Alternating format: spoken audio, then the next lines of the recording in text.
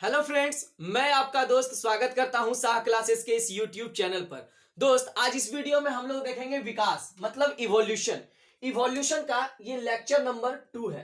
अगर आप लेक्चर 1 नहीं देखे हैं तो इस चैनल के प्लेलिस्ट में जाइए और उस प्लेलिस्ट में लेक्चर 1 है और उस प्लेलिस्ट में इस लेक्चर को देखिए। ठीक है, लेक्चर 1 को। ये लेक्चर 2 जो कि हम लोग जैव विकास के बारे में बात कर रहे हैं, वो किस तरह से इवोल्यूशन हुआ इस दुनिया संसार जगत में, कैसे मानव जाति का उत्पत्ति हुआ या फिर किसी जीव का सर्वप्रथम उत्पत्ति क्या कहां से हुआ, तो ये सब हम लोग पिछले वीडियो में बता चुके हैं।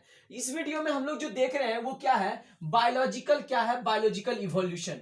किस टॉपिक पर बात करेंगे, बायोलॉजिकल इवोल्यूशन। दूसरा टॉपिक रहेगा कि कार्बनिक विकास के सिद्धांत, थ्योरीज ऑफ ऑर्गेनिक इवोल्यूशन। कौन सा, थ्योरीज ऑफ ऑर्गेनिक इवोल्यूशन। तीसरा जो रहेगा कि कार्बनिक विकास के कुछ वैज्ञानिक सिद्धांत, मतलब कुछ ऐसे वैज्ञानिक हैं जिन्होंने कार्बनिक विकास मतलब ऑर्गेनिक इवोल्यूशन के बारे में कुछ सिद्धांत दिए हैं, मतलब कुछ थ्योरीज दिए हैं। तो सबसे पहला थ्योरीज हम लोग लेमार्क के बारे में पढ़ेंगे, जिसको लेमार्कवाद कहते हैं। क्या कहते हैं, लेमार्कवाद कहते हैं, और इंग्लिश में इसको लेमार्किज्म कहते हैं। क्या कहते हैं, लेमार्किज्म कहते हैं। दूसरा हम लोग पढ़ेंगे डार्विनवाद। क्या पढ़ेंगे, डार्विनवाद। डार्विनवाद को इंग्लिश में डार्विनिज्म कहते हैं। ठीक है, तो चलिए एक एक करके सारे चीज को हम लोग एक देखते हैं, जो कि आपके किसी भी कॉम्पिटिटिव एग्जाम के लिए और किसी भी competitive exam point of view से बहुत ही इंपॉर्टेंट है। चाहे वो यूपीएससी हो, एसएससी हो, रेलवे हो, टीजीटी हो, पीजीटी हो, इस सभी में इस तरह के सवाल पूछे जाते हैं और उस सवाल पर आप लोग गौर कीजिएगा। चलिए देखिए, ये क्या है, ये जो विकास है, ये जैविक विकास मतलब बायोलॉजिकल इवोल्यूशन, यह जैविक प्रक्रिया है। क्या है, एक बायोलॉजिकल प्रोसेस है। क्या है, एक बायोलॉजिकल प्रोसेस है। इस बायोलॉजिकल प्रोसेस में जो किसी एक व्यक्ति अर्थात व्यक्तिगत ना होकर जीवों के समूह में होती है। मतलब कुछ नहीं समझ में आया सर, तो चलिए हम समझाते हैं। क्या है कि ये जो इवोल्यूशन है, ये जैविक विकास है। जैविक का ही मतलब हो गया बायोलॉजी, मतलब बायोलॉजी मतलब लिविंग। पूरे लिविंग थिंग्स का किस तरह से इवोल्यूशन हुआ और कैसे होता है उसके बारे में बात कर रहे हैं हम लोग। तो पहला क्या आ गया कि यह एक जैविक प्रक्रिया है जो एक व्यक्ति का ना होकर, मतलब किसी एक पार्टिकुलर व्यक्ति के बारे में ना होकर, वो किसके बारे में बात करता है, पूरा समूह के बारे में बात करता है। किसके बारे में बात करता है, पूरा जीव के समूह के बारे में होता है। चलिए, इससे सर क्वेश्चन कैसा पूछा जाएगा, तो पूछा जाएगा जैविक विकास क्या व्यक्तिगत होता है या एक व्यक्ति का होता है या फिर समूह का होता है। तो आपको आंसर मारना है जीवों के समूह में होता है। कहां होता है, जीवों के समूह में। ठीक है, नेक्स्ट हम लोग का, यह विकास मुख्यतः जीन के स्तर पर होता है। कब होता है, जीन के स्तर पर। दूसरा आपसे यह भी पूछा जाएगा कि जीन के स्तर पर होता है, तो हाँ होता है। जीव के समूह में होता है, तो हाँ होता है। अगर ऑप्शन में यहां पे पहला ऑप्शन दिया रहेगा व्यक्तिगत होता है, या फिर यहां रहेगा जीवों के समूह में होता है, और तीसरा ऑप्शन रहेगा जीन के स्तर पर होता है, और चौथा ऑप्शन रहेगा ए, बी और सी दोनों, बी और सी दोनों, तो आपको ये वाला टिक करना है। ठीक है, समझ में आया बात। अब देखिए, बात यहां पे करते हैं हम लोग क्या, दूसरा पॉइंट के बारे में कि कार्बनिक विकास के सिद्धांत क्या है, थ्योरीज ऑफ, क्या theories of inorganic evolution, organic evolution का सिद्धांत क्या है, थ्योरीज क्या है, तो उस पर हम लोग गौर करते हैं। क्या है कि कार्बनिक विकास एक लगातार होने वाली परिवर्तन है। क्या है, एक लगातार होने वाली परिवर्तन है, और इसमें विकास लंबे समय के पश्चात परिवर्तन होता है। मतलब कुछ नहीं समझे सर, जो हम लोग इवोल्यूशन देख रहे हैं, इवोल्यूशन सडन चेंज नहीं होता है, तुरंत चेंज नहीं होता है। वो क्या होता है, मतलब यहां पे कार्बनिक विकास के बारे में बात कर रहे हैं, तो कार्बनिक विकास क्या होता है, एक लंबे समय तक होता है। क्या होता है, एक लंबे समय के बाद होता है, हजारों साल बाद, थाउजेंड्स ऑफ ईयर या हंड्रेड्स ऑफ ईयर्स के बाद थोड़ा सा दिखा जाता है। ठीक है, नेक्स्ट है हम लोग का कि विकास के जैविक क्रम में, मतलब विकास के जैविक क्रम में जीवन की उत्पत्ति तथा जीवों में विविधता दोनों ही होते हैं। अब आपसे पूछा जाएगा कि जब विकास हुआ, जब बायोलॉजिकल क्रम प्रोसेस हुआ, इस बायोलॉजिकल प्रोसेस में सिर्फ क्या न्यू स्पीसीज का फॉर्मेशन होता है या फिर सिर्फ विकास होता है? नहीं सर, विकास के साथ साथ डाइवर्सिटी भी दिखा जाता है। क्या देखा जाता है? विविधता भी देखा जाता है। मतलब कोई एक ऑर्गेनिज्म हुआ, एक ऑर्गेनिज्म के साथ दूसरा ऑर्गेनिज्म होना चाहिए था, यहाँ पे थोड़ा लंबा हो जाना चाहिए था, लेकिन क्या हुआ कि यहाँ पे एक ऑर्गेनिज्म के साथ साथ इधर दूसरा ऑर्गेनिज्म, तीसरा ऑर्गेनिज्म, चौथा ऑर्गेनिज्म, पांचवा ऑर्गेनिज्म, इस सब चीज भी अलग अलग क्या हो गया, विविधता देखने को मिला। कहां पे? ये ऑर्गेनिक इवोल्यूशन में। कहां पे? कार्बनिक विकास में। ठीक है, तो हम लोग क्या पढ़े अभी एक बार फिर से रिकॉल करते हैं कि जैविक इवोल्यूशन हम लोग पढ़ रहे हैं। पहला टॉपिक जैविक इवोल्यूशन पढ़े। यह एक जैविक प्रक्रिया है, मतलब यह एक बायोलॉजिकल प्रोसेस है, और बायोलॉजिकल प्रोसेस के साथ क्या है, जो कि व्यक्तिगत ना होकर, किसी एक आदमी का ना होकर, किसी एक जीव का ना होकर, उसके समूह में जो भी परिवर्तन होता है, जो भी विकास होता है, उसी को हम लोग कहते हैं जैविक विकास। क्या कहते हैं उसको? जैविक विकास, जीवों में, समूह में। ठीक है, अब आते हैं नेक्स्ट में। यहां पे कार्बनिक विकास पढ़ रहे थे।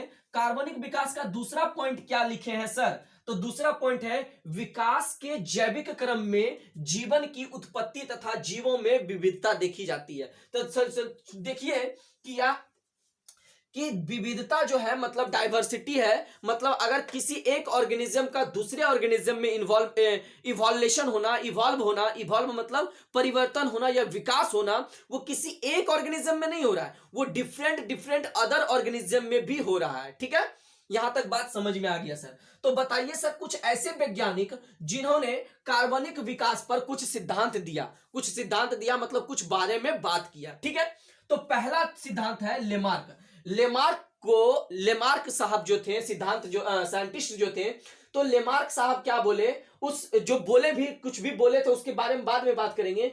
तो जो थ्योरी दिए उसको लेमार्कवाद कहते हैं। क्या कहते हैं? लेमार्कवाद कहते हैं, और इंग्लिश में उसको लेमार्किज्म कहते हैं। ठीक है, अब देखिए लेमार्किज्म जो है, लेमार्किज्म का मतलब क्या हुआ? सर्वप्रथम विकास का सिद्धांत। सर्वप्रथम विकास का सिद्धांत कहने का मतलब क्या कि जो विकास होता है इन दुनिया संसार जगत में, जो इवोल्यूशन हुआ, जो इवोल्यूशन के सबसे पहला सिद्धांत कौन दिए? तो लेमार्क साहब दिए। आपसे यहीं से सवाल पूछ लिया जाता है कि इस दुनिया संसार जगत में ऐसा साइंटिस्ट है जिन्होंने क्या किया? लेमार्क के बारे में कुछ सिद्धांत दिए। तो वो विकास के बारे में सिद्धांत दिए। तो विकास के बारे में सर्वप्रथम सिद्धांत देने वाला व्यक्ति या फिर साइंटिस्ट कौन थे? लेमार्क थे। ठीक है, उन्होंने 1809 में, ये डेट याद रख लीजिएगा, आपसे पूछ लिया जाता है, 1809 में 1809 ईस्वी में क्या हुआ कि अपने सिद्धांत को फिलॉसफी जूलॉजिक नामक पुस्तक में प्रकाशित किए।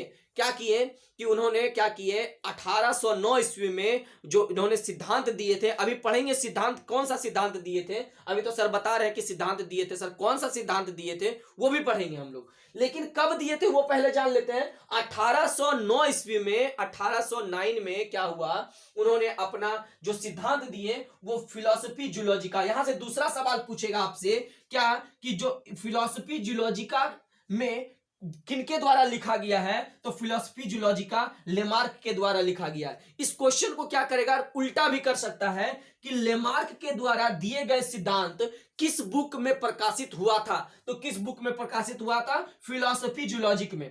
देखिए क्वेश्चन का लेवल जो है अब कॉम्पिटिटिव एग्जाम में थोड़ा टफ कर दिया गया, या मतलब हाई कर दिया गया। आप लोग देख ही रहे होंगे, आप लोग जितने भी कॉम्पिटिटिव एग्जाम की तैयारी कर रहे हैं, प्रिपरेशन कर रहे हैं, वो देख ही रहे होंगे कि जिस तरह के क्वेश्चन पूछे जाते थे, अब थोड़ा क्वेश्चन का लेवल को क्या कर दिया गया? डेप्थ कर दिया गया, मतलब गहराई से पूछने लगा क्वेश्चन। अब आपसे ये नहीं पूछेगा कि लेमार्कवाद क्या है या फिर लेमार्क किस ईयर में दिए थे। अब आपसे पूछेगा कि लेमार्क जो सिद्धांत दिए थे वो कौन से बुक में प्रकाशित किया गया। तो आपसे पूछा जाएगा यही कि आप बताइएगा सर, आप बताए थे हमको फिलॉसफी जूलॉजिक में अपने सिद्धांत के नामक पुस्तक में अपने सिद्धांत को क्या किया था? प्रकाशित किए थे।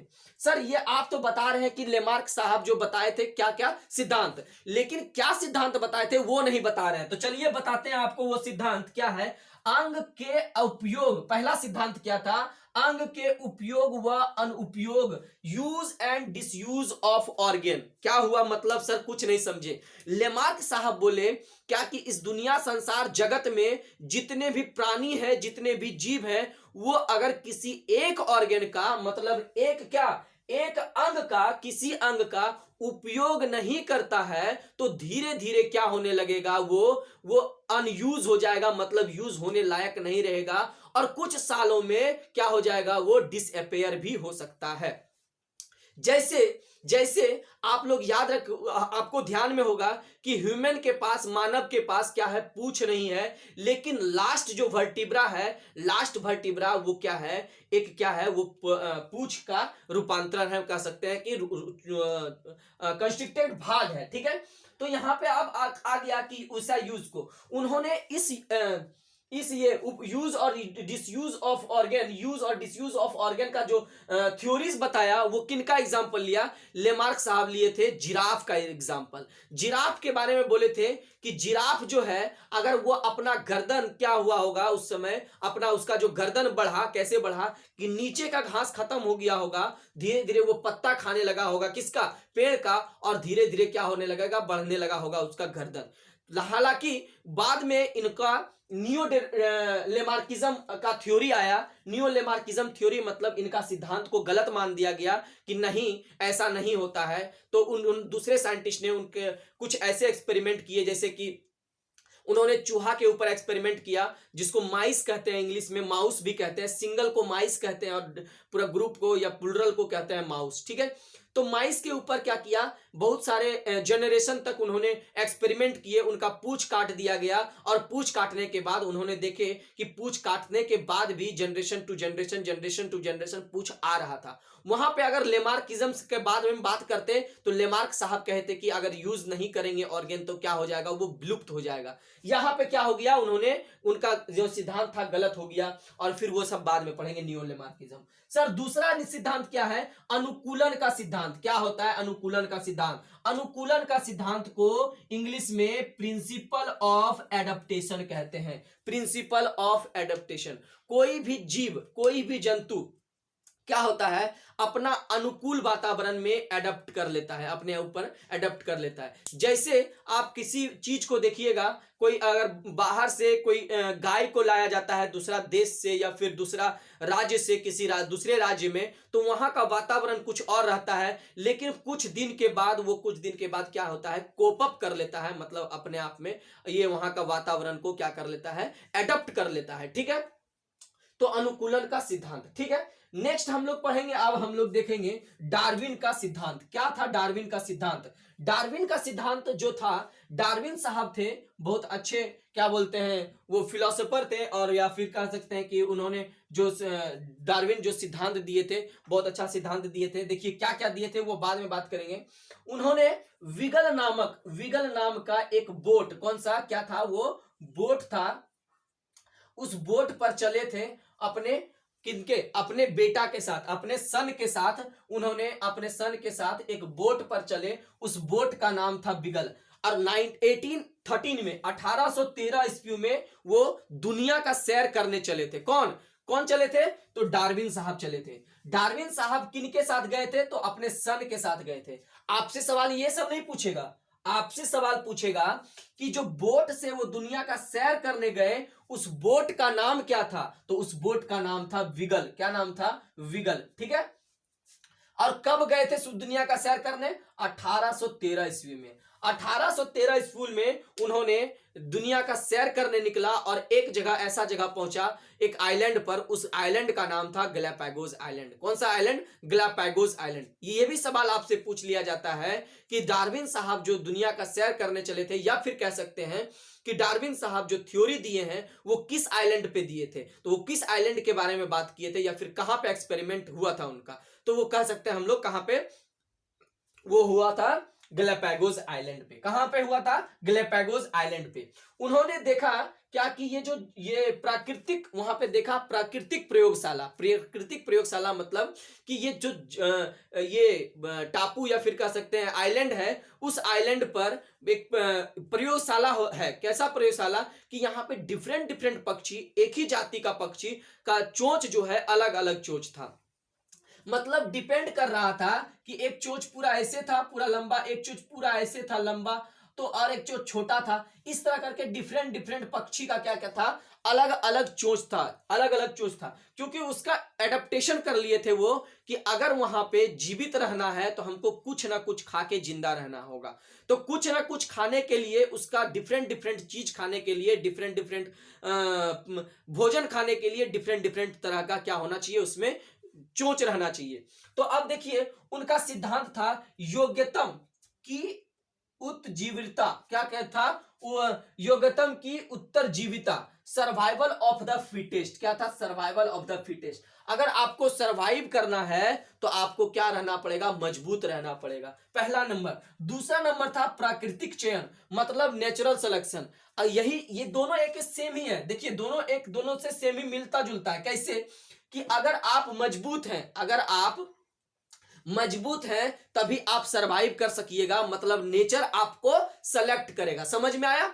नेक्स्ट है हम लोग का कि नई जातियों का बनने के दर उनके जीवन काल से संबंधित है। मतलब कुछ नहीं समझ में आया है सर? देखिए अभी आप लोग देख रहे होंगे, वायरस के बारे में जान रहे होंगे, क्योंकि ये वायरस से नहीं रिलेटेड है, एक एग्जांपल ले रहे हैं, वायरस को कोरिलेट कर रहे हैं, वो है नहीं क्या कि वायरस का देख रहे होंगे, कोरोना वायरस का वेरिएंट चेंज होते जा रहा है। क्या हो रहा है? चेंज होते जा रहा है। कैसे चेंज हो रहा है कि उसका लाइफ स्पेन क्या होता है, लाइफ स्पेन बहुत शॉर्ट होता है। ठीक है, तो वही बोला कि इवोल्यूशन जो होता है, विकास जो होता है, विकास मतलब तो नई जाति का बनना, और नई जाति जब बनता है तो उसके किस पर डिपेंड करता है? वो डिपेंड करता है उसका जीवन काल कितना है। मतलब natural birth to natural death. जीवन काल किसको कहते हैं? जीवन काल कहते हैं नेचुरल डेथ तक। जब से जन्म लिया है तब से कब तक? नेचुरल डेथ तक, प्राकृतिक मृत्यु तक, उसको कहते हैं हम लोग नेचुरल डेथ। और उस नेचुरल डेथ में से संबंधित है।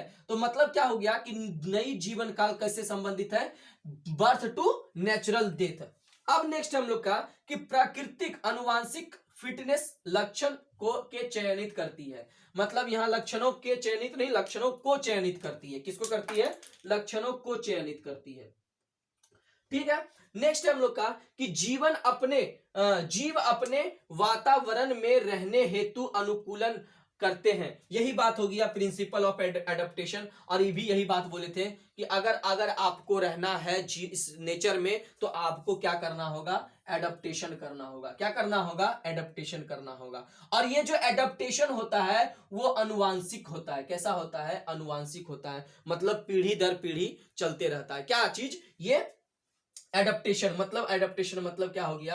ये अनुकूलन। ठीक है, अब हम लोग पढ़ते हैं, ये पूरा लेक्चर हम लोग देख लिए। एक बार इसका हम साइड हट जाते हैं और स्क्रीनशॉट इसका ले लीजिए। आप लोग स्क्रीनशॉट ले लिए होंगे तो उसके बाद हम लोग देखिए यहाँ पे मोरल ऑफ द स्टोरी बताते हैं। Sir moral of the story क्या है? मोरल ऑफ द स्टोरी यही है कि विकास का लेक्चर नंबर हम लोग 2 पढ़ रहे हैं, मतलब इवोल्यूशन का लेक्चर नंबर 2, जिसमें कि सबसे पहले बायोलॉजिकल इवोल्यूशन पढ़े। बायोलॉजिकल इवोल्यूशन के बाद हम लोग पढ़े, बायोलॉजिकल इवोल्यूशन में मतलब जैविक प्रक्रिया पढ़े। जैविक प्रक्रिया यह है और किसी एक व्यक्ति से ना होकर पूरा जीव के समूह के बारे में बात करता है। किसके बारे में बात करता है? जीव के समूह के बारे में। उसके बाद यह विकास मुख्यतः जीन के स्तर पर होता है। तीसरा नंबर हम लोग पढ़े कि थ्योरीज ऑफ ऑर्गेनिक इवोल्यूशन में विकास लगातार होने वाली परिवर्तन है और इसमें विकास लंबे समय के पश्चात होता है। ठीक है, उसके बाद पढ़े विकास के जैविक क्रम में जीवन की उत्पत्ति तथा जीवों में विविधता दोनों ही देखी होती है, मतलब देखी जाती है। दूसरा नंबर कार्बन विकास, मतलब कार्बनिक विकास से कुछ वैज्ञानिक का सिद्धांत। तो पहला नंबर सिद्धांत पढ़े लेमार्क बाद, दूसरा नंबर पढ़े डार्विन बाद। इसके बाद एक और हम लोग पढ़ेंगे जिसमें हम लोग देखेंगे म्यूटेशन थ्योरी। किसके बारे में? Mutation theory. म्यूटेशन मतलब होता है sudden change in the gene. ये जो जीन है हम लोग का, जीन में सडन चेंज। कहां था जीन? यहाँ पे ये क्या होता है, जैविक जीन। हाँ, ये मुख्यतः जीन के आधार पर, तो जीन के स्तर पर ये जीन के में सडन चेंज हो जाता है, तो उसी को कहते हैं म्यूटेशन। उसके बाद ये पढ़ेंगे कि विकास के कारण क्या हुआ था, विकास का कारण क्या हुआ था। उसके बाद हम लोग जो मेन क्वेश्चन पूछा जाता है कि एविडेंस क्या रहा है, इस दुनिया संसार जगत में इवोल्यूशन तो हुआ, उसका एविडेंस कुछ है कि नहीं। तो आप पहले रिलेट करेंगे पूर्वज से कि हम लोग के इस जीव में ऐसा था, उसके पूर्वज में ऐसा था, इस तरह कर करके हम लोग पूरा चैप्टर को अंत करेंगे। फिर हम लोग लास्ट चैप्टर में, हम लोग लास्ट लेक्चर में मानव के विकास के बारे में बात करेंगे। ठीक है, इस वीडियो में इतना ही है, मिलते हैं नेक्स्ट वीडियो में। अगर ये वीडियो आपको पसंद आया हो तो चैनल को सब्सक्राइब कीजिएगा, क्योंकि अब मेरा एक शिकायत है कि